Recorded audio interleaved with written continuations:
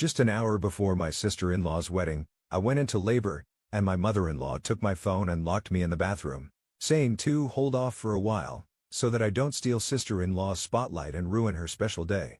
A few hours later, I woke up in the hospital and my mother-in-law was begging me not to press charges, but oh boy, her face went pale when hubby announced this. My husband Richard, Rick, male 30, and I, female 29, have been blessed with a daughter 2 weeks ago. This is our first child and we are obviously very excited. Things have been very busy on our end and we are just adjusting to being parents. It's a hard shift for both of us, but we're trying our best. We don't really have much help because of what happened on the day May, our daughter, was born. It was one of the most traumatic experiences of my life and I don't think I can ever forget it. Even the happiness of May's arrival is not enough to help me shake the paralyzing fear I felt that day. I think I would have died if not for my husband's timely help. But despite the horrible event, I still feel that since it involved family, we should be a little softer with them because May is the first child in the family. But I am unsure and my judgment is clouded with all these hormones and baby duties, which is why I've come to Reddit for help.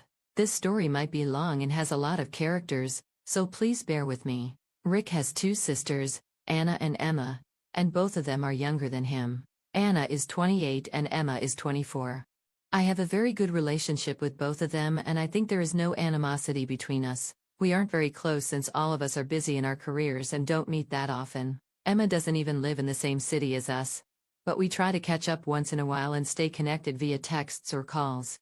Another important person in Rick's family, and in this story, is my mother-in-law, female, 53. While I am not on very good terms with Anna and Emma, Rachel is a different story altogether. We don't exactly see eye to eye, and I honestly think she has a problem with not just me, but with everyone. She's the biggest control freak you can imagine, and she just doesn't stop. She wants everything to go according to her whims and fancies. Her kids, all 3 of them, respect her wishes for the most part because she was the one who raised them after their dad abandoned them, so they try to make life easier for her and themselves. Moreover, if anyone dares to want something other than what she wants, she reacts, and the reaction can range from disapproval and moping to a full-blown meltdown with tears and tantrums. It gets difficult to deal with her, so I try to stay away as much as possible. Rick understands this. He knows his mother is problematic, so he lets me keep my distance and deal with her as I see fit. On my end, I might understand how he feels about her, even despite her controlling nature, so I let it be. She doesn't like me much, so she doesn't meddle in my life, and that suits us all. However, things got out of control a few days ago, and it was all because of her. Now, I don't think anyone can ever forgive her. On the day May was born, Anna was getting married. It was a lovely ceremony, and her husband Jonah, male, 30, is actually Rick's friend. He proposed to her around a year ago, and Anna had asked me to be a bridesmaid, and I had accepted. However, when Rick and I found out I was pregnant, I had to request her to ask someone else because I knew I wouldn't be able to manage it. This was almost 6 months after the proposal, so only 6 months before the wedding. I was 3 months pregnant by then. I had assumed I would get backlash from her for backing out halfway, but I knew I had to prioritize. I was extremely nervous and jittery before telling her. I feared our relationship would be strained forever, but to my relief and surprise, none of that happened. Anna was overjoyed when I told her. She actually forgot about her wedding for a while. When I told her I wouldn't be available for duties, her response was, "Obviously I'll be taking care of you." She even considered shifting the wedding because she didn't want me to miss it, which I would have if May had been born then. That ultimately didn't happen for a lot of reasons, and honestly, she shouldn't have done it anyway. It was a close call in the end, but she supported me throughout. Emma became the maid of honor, and I knew the 2 sisters were busy preparing for the wedding, so I didn't bother them much during the pregnancy, which was harrowing for me. Still, both stayed in touch as much as possible, and came over and supported me a lot. I feel a little guilty for not supporting Anna on the most important day of her life, yet she supported me the whole time. The only person who was a little pissy about the whole thing was my mother-in-law. I think she was annoyed I couldn't be the maid of honor anymore, which caused some disruption in the wedding preparations. That seemed like the only logical explanation and I got where she was coming from. But the hostility, for lack of a better word, continued even after Anna was okay with the pregnancy and my not being maid of honor. The bride wasn't mad in the slightest, but Rachel somehow started antagonizing me from that point on. It was weird. But I thought maybe I was on edge because of the hormones and she was on edge because of the wedding, and all this was just creating false narratives in my head. I ignored her as best as I could and things were mostly fine. Things got out of control literally and figuratively during the wedding. It was 2 weeks ago and I was pregnant out of my mind. My feet were swollen, my belly was huge and I felt like I would pass out. But I still wanted to attend the wedding because Anna wanted me there. I had asked her beforehand if she wanted me there because I wanted it to be her day. I told her the presence of a heavily pregnant woman might take the attention away from her and I didn't want that. Wedding days are for the bride and groom and I would hate to be the one to take away from that. When I told Anna this, she was actually offended and hurt. She said she couldn't believe I'd fill my head with this useless crap and not attend her wedding. She said she didn't care about attention or limelight. All she wanted was her family there to support her on her wedding day. She said, I had to come and not worry about drama. I knew she meant it. She's not the type to mince words. If she hadn't wanted me there, she would have been upfront about it. But she did. And she said so emphatically, and I believed it was my duty to be there for her. So even though I was physically uncomfortable, I knew I had to be there for her on her wedding day. I'm not going to lie. There were a lot of people murmuring, but I did my best to ignore them because I knew Anna was happy I was there. That's all that mattered to me in that moment. Rachel didn't interact with me much and she glared at me the entire time, but I was too uncomfortable to notice. I didn't have the energy to deal with her or make sense of her passive-aggressive behavior towards me, so I just let her be. She could glare all she wanted. I wasn't going to react to her. Then came the main incident that left not just me but everyone around me shocked and scared to the core. I started feeling uneasy just before the ceremony was about to begin. By then I had already met Anna. I got up and went upstairs thinking it would help me feel better and I'd return once I did. Little did I notice that Rachel had followed me. I was feeling sweaty and weird, so I went to the bathroom when suddenly my water broke. It was a genuine flood and I started panicking because even though I love my daughter more than anyone, she had chosen the worst possible time to arrive. I couldn't think straight and thankfully not. I saw my mother-in-law in front of me. By that point, I was crouching in pain. She rushed to me and I told her to take my phone and call Rick immediately because we needed to get to the hospital. She helped me up and made me sit in the bathroom and I gave her my phone. That's when she flipped. She said she'd make sure Rick came in an hour once the ceremony was over because she didn't want me to steal Anna's spotlight. I asked her if she was crazy and said there was no way I could handle this for an hour. I tried snatching my phone from her, but she locked me inside and took my phone with her. So there I was, pregnant with my child, literally on the way, in a bathroom, sitting on a toilet with no phone and no husband. I don't know how I didn't have a full-blown panic attack, and thank God I didn't because I don't know what would have happened otherwise. I got up and gradually made my way to the door and started banging on it. I screamed and screamed, but since the washrooms were on the first floor and everyone was seated for the wedding by then, no one heard me. I screamed until my voice was gone but no one came. That's when I genuinely felt I was going to die and take my baby with me. I was exhausted, drenched, sweating like a pig and had no voice left. That's the last thing I remember. I don't know what happened after I had passed out from exhaustion. I don't even remember how I got to the hospital. I just know I did. I woke up a few hours later and I was in the hospital with Rick by my side sobbing. Took me a few moments to realize where I was and make sense of everything. When I saw Rick crying, I assumed the worst. Everything came flooding back, mother-in-law locking me in the bathroom, my crying, and I thought May didn't make it. When Rick saw I was awake, he heaved a sigh of relief and started crying in my arms. I didn't know what to make of it and felt a sinking feeling in my stomach. Then I saw the nurse come in with a baby girl and I heaved a sigh of relief. I honestly wanted to slap Rick for messing with me like that, but he said he wasn't messing with me. He was just relieved I was okay because I was unconscious when he found me in the bathroom. I held my daughter for the first time and I don't think I'll ever be able to forget that feeling or that any better emotion than that exists in life. I just don't think anything will ever top what I felt in those moments. Rick didn't give me any details at that point and I'm grateful for that because I didn't have the energy to deal with it. I could faintly hear some commotion outside and I asked him what was up. He said mother-in-law was outside and wanted to come in and see her granddaughter. I told him what had happened in detail. I told him what she had done, how she had endangered our daughter for no reason. I also told him there was no way I was allowing her near my daughter ever. To me, she was dead. He said he knew everything. When he discovered me in that state, she broke down and told him everything. I told him that just because she broke down doesn't mean I was going to forgive her. He laughed and said his mother was dead to him from this point on, and that he was going to press charges for life endangerment. He said he would go the legal route and make sure she was punished for what she had done.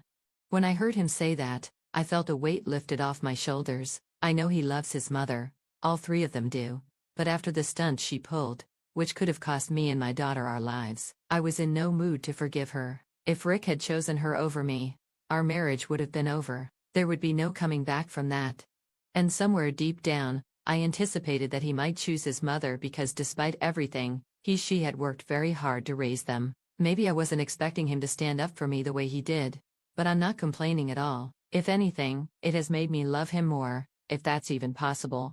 I asked him how the wedding went and he said it went fine. Emma and Anna were waiting for him to call so they could visit us. I asked if Anna was mad and he laughed, saying I didn't have to worry about Anna at all. She's been beaming with pride and joy, claiming that her complete family was at the wedding and that May's birth was the best gift she could have received. I had tears in my eyes when he told me that, and I told him to call them immediately. Within a few minutes, Anna, Emma, and Jonah were at the hospital with me.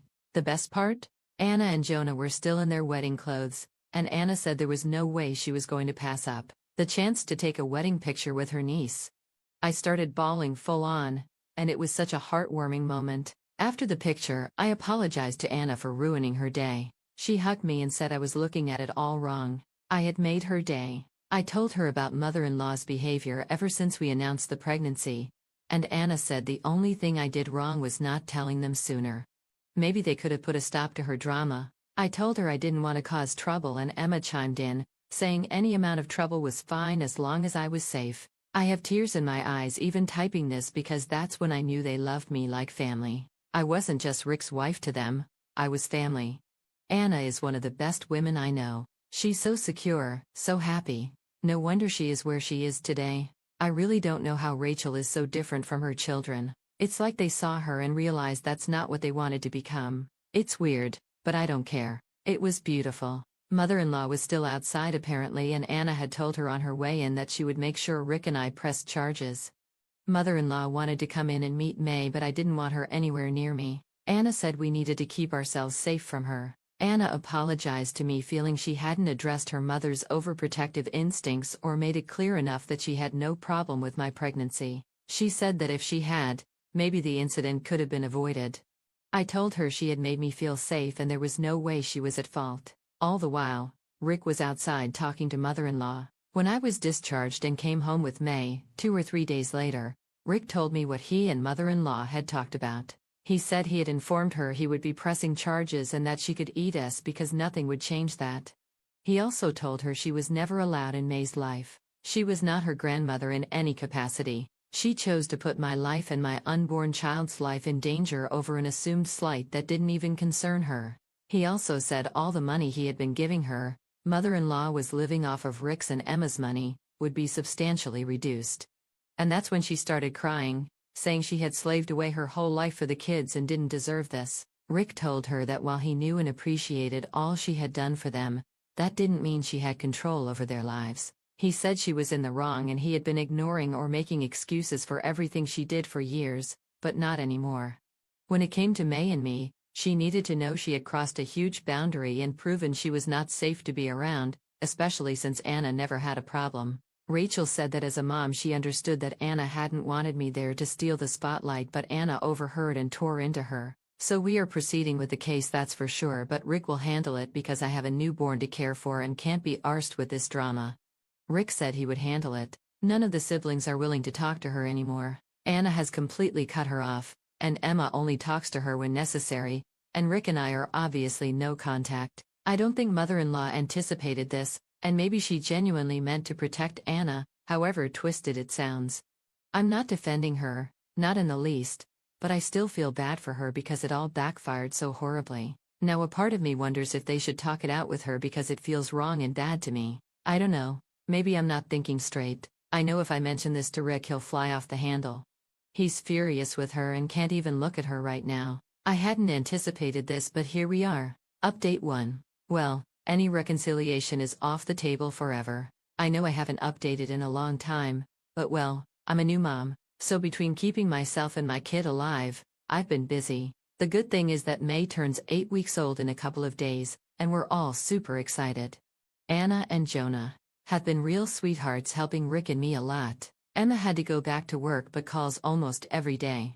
May is literally the light of everyone's eyes. They dote on her and the group chat is full of her pictures. There's been no contact with mother-in-law. I convinced Rick not to press charges because we have too much on our plate and it wouldn't serve any purpose. Rick was reluctant, but he agreed because neither of us has the energy for anything else. When we told mother-in-law last week, she appeared thankful. I say appeared because that woman is genuinely unhinged and she showed everyone her true colors last week. Last week Rick and I woke up at around 1 a.m. to loud banging on the door. I thought it was a robbery and I ran and hid with May while Rick went to open the door. I could hear shouting, but I didn't dare come out because I didn't want May to wake up. It turns out it was mother-in-law, and Rick said she was behaving like a crazy person. She kept screaming that she wanted to see May and that we couldn't keep her away. Rick said he had to threaten her with the police before she backed off. She was trying to force her way in. We immediately alerted Anna and Emma because if something was wrong with her, everyone needed to know. We were concerned, but honestly, it was for nothing. The next day, she sent us a disturbing text. She started off saying we were being nasty and horrid to her by not allowing her to see May, and we were punishing her because her only crime was being a mother. There was some more melodramatic nonsense in there, and gradually her text became more unhinged. She said she had the burden of raising 3 kids and always had to juggle one kid's priorities over another, and that's what she felt she had to do on May's birthday. She didn't want May to take away from Anna's day. She conveniently forgot that May was literally a fetus, and Anna herself had said multiple times that she had no issue with the pregnancy and the wedding happening at the same time. I still understood this part. What rattled me was what she said next. She said she was worried that with May in our lives, she wouldn't be as important to her kids anymore. When I announced my pregnancy, she thought Anna would be mad because that's what a normal woman would feel. But when she saw we were all excited about both the pregnancy and the wedding, she didn't like it. Basically, she was saying that she didn't like that we were all happy together with each other and for each other. She wanted us to be jealous and competitive. She said that when she realized the due date would be near the wedding, she hoped Anna would be mad at us. And maybe that May wouldn't take everyone's attention, but that didn't happen, and all everyone could talk about was May.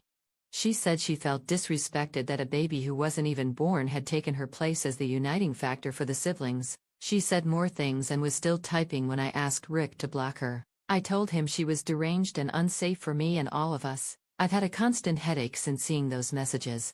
I can't believe a woman over 50 is in competition with a 7-week-old baby. It doesn't make sense to me. And it doesn't have to, because I'm done with her. I'm done making excuses for her behavior and trying to understand her motivations. She can go to hell for all I care. We forwarded the messages to Anna and Emma, and they are disturbed too.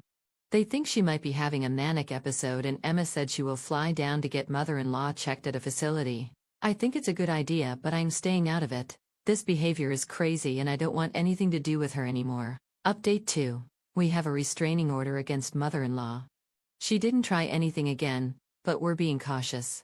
Emma got her tests done and spoke to both a psychologist and psychiatrist. Everything is fine with mother-in-law. She was diagnosed with generalized anxiety disorder, but that was it. The doctor said there was no underlying medical reason for her behavior and suggested Emma take her to therapy. Emma has since gone no contact. She said she was willing to help if something was wrong, but hatefulness is who mother-in-law is and she can't tolerate her anymore. I totally get that, and share the view. She might have had my sympathy and support in a few months if she had a psychiatric issue. But now that's been ruled out, we know this is who she is. There's no reconciling with that. This is why we took a restraining order. For Rick and me, May's safety is of utmost importance, and mother-in-law has proven twice she's not safe. Moreover, she has ill will towards May specifically, so we have to be even more careful they don't come into contact. I think this will be my last update, and I hope I never have anything more to share about this entire episode.